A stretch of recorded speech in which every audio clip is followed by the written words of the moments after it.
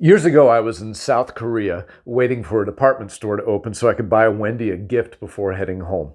As I waited, the crowd grew and it packed in tight around me. Their sense of appropriate social distance was entirely inappropriate to me. But hey, I was in their culture, so I chose no offense. And I was at the front of the pack because I had gotten there early.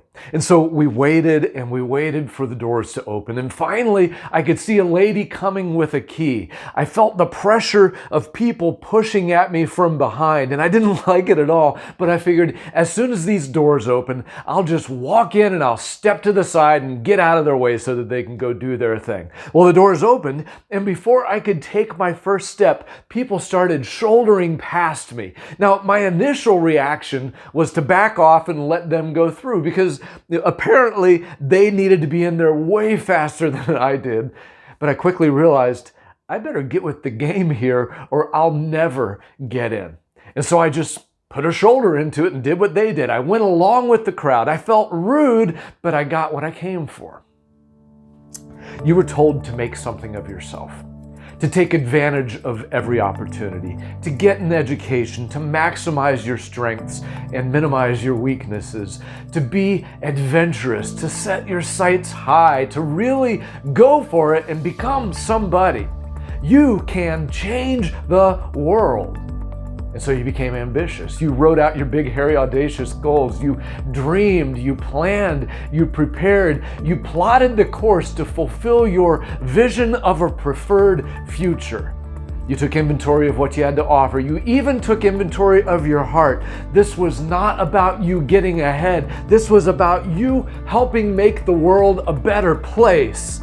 And then finally, you had established your position and the door was right in front of you.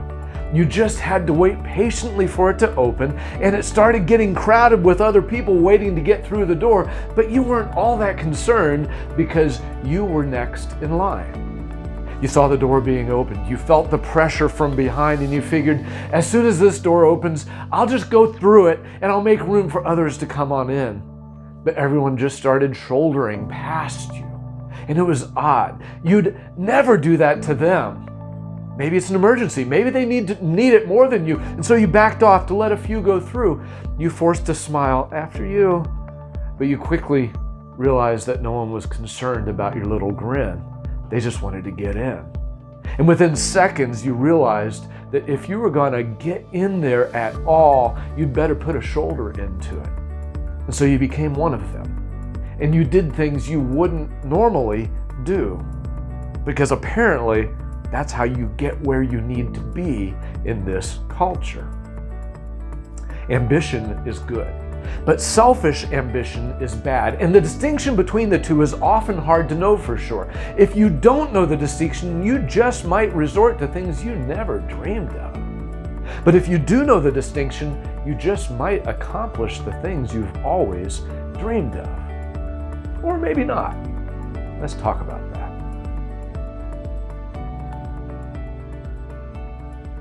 Ambition is the drive for success or distinction. Success means doing something well. Distinction means being someone noteworthy. And we're driven to achieve success and distinction because we want our lives to count for something. It's a drag to be insignificant. I mean, most of us don't really want to be famous, but every single one of us wants to be significant. We want to leave a mark. A good name is a good thing to have. In fact, ambition itself is not bad. We all benefit from good things done by very ambitious people. What if Thomas Edison hadn't been ambitious? What if Henry Ford hadn't been ambitious? What if Abraham Lincoln had no ambition? Don't you want your president to be ambitious? Don't you want your boss to be ambitious? Don't you want your spouse or your kids to be ambitious, to achieve success and distinction?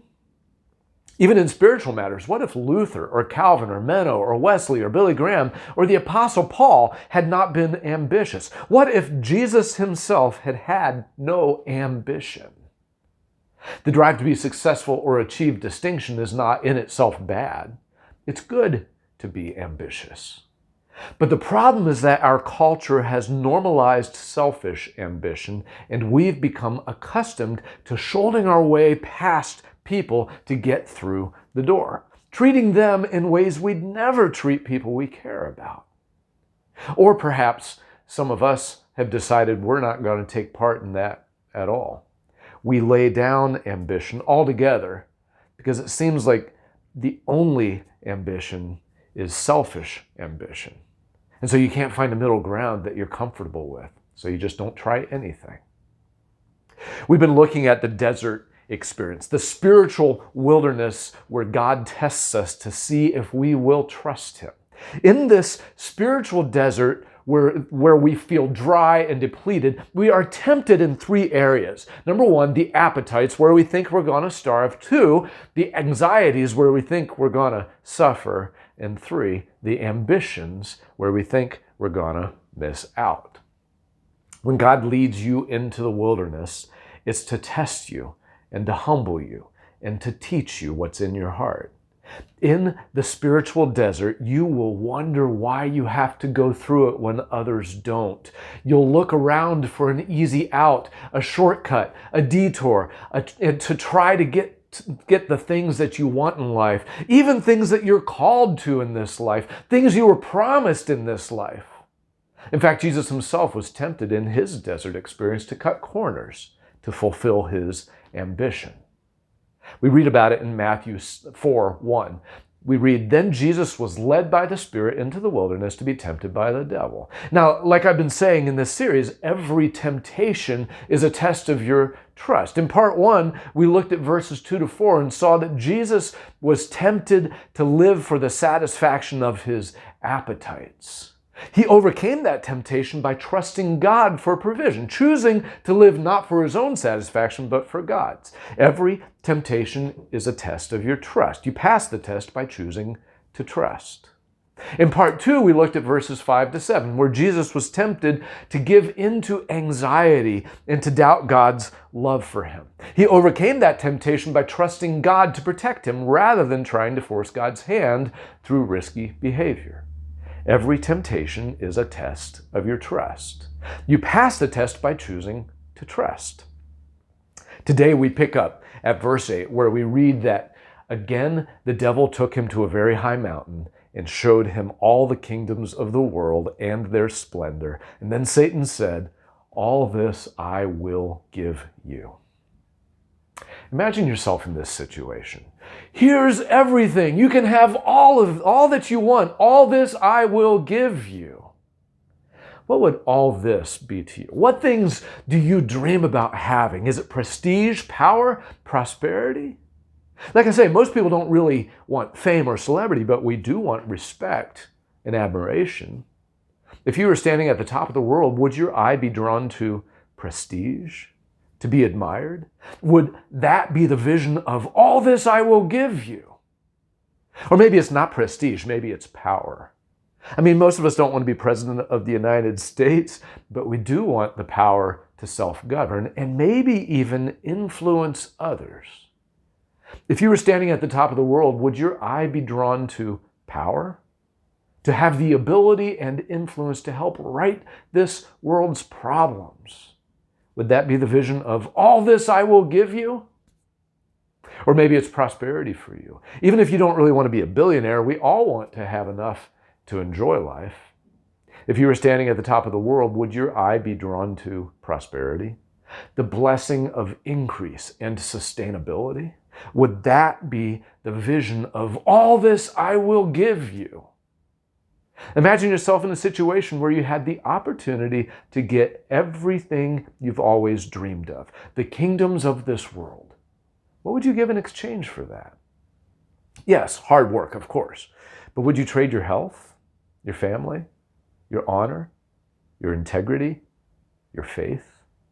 What would you consider a fair trade for the kingdoms of this world?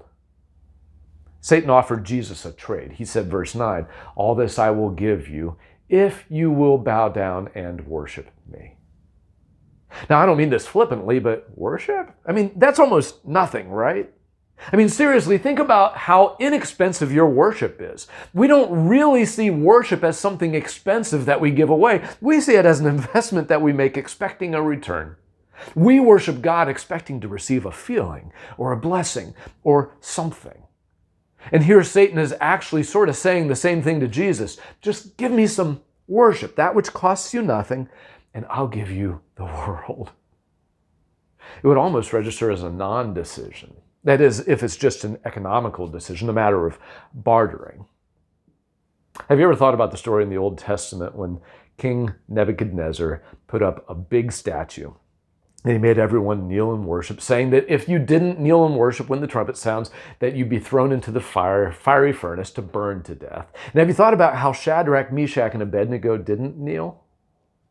I hate to admit this, but I'm pretty sure my shoelace would have felt kind of loose right then. I'm not kneeling, I'm tying my shoe. Or how easy would it be to suddenly be just overcome with love for God right then? This looks like a good place to just bow down and pray to God. Oh, I'm sorry, others are bowing down to a false God right now at the same time. I didn't notice.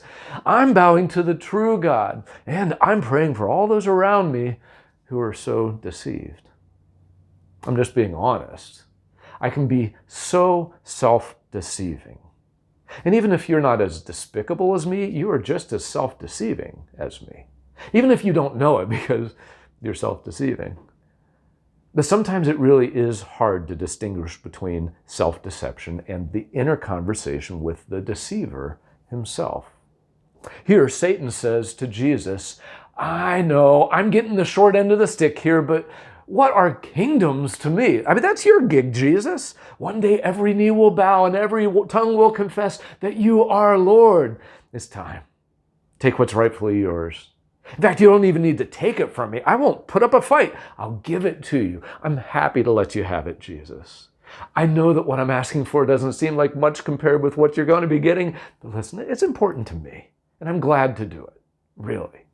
All I'm asking is for a little love. Some recognition. It's just worship. Bow your head. Bend your knee. Let's shake hands. Form an alliance. You make me God and I'll make you Lord. All this I will give you if you bow down and worship me. Don't miss the irony. Satan was tempting Jesus to become Lord, which he already was. But he was tempting him to abandon his mission. He was tempting Jesus to cut corners, to skip to the end, take it all as is. Don't bother redeeming it, just receive it. No suffering, no cross, just go straight to being Lord again. And God allowed Jesus to be tested in order to prove what was in his heart. Every temptation is a test of your heart.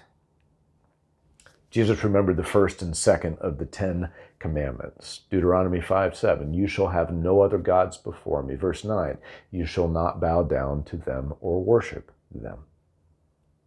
Even if it seemed like a fair exchange, a better economy of effort, Jesus put ambition in perspective.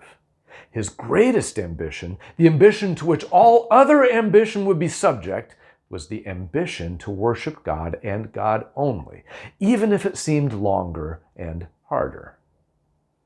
Matthew 4:10, Jesus said to him, away from me, Satan, for it's written in Deuteronomy 6:13, it's written, worship the Lord your God and serve him only. And with that, Jesus passed the test. The story concludes, verse 11, then the devil left him and angels came and attended him. Paul would later write this about Jesus in Philippians 2. Jesus, being in very nature God, did not consider equality with God something to be used to his own advantage. Rather, he made himself nothing by taking the very nature of a servant, being made in human likeness, and being found in appearance as a man, he humbled himself by becoming obedient to death, even death on a cross. Therefore, God exalted him to the highest place and gave him the name that is above every name. That at the name of Jesus, every knee should bow in heaven and on earth and under the earth, and every tongue acknowledge that Jesus Christ is Lord, to the glory of God the Father.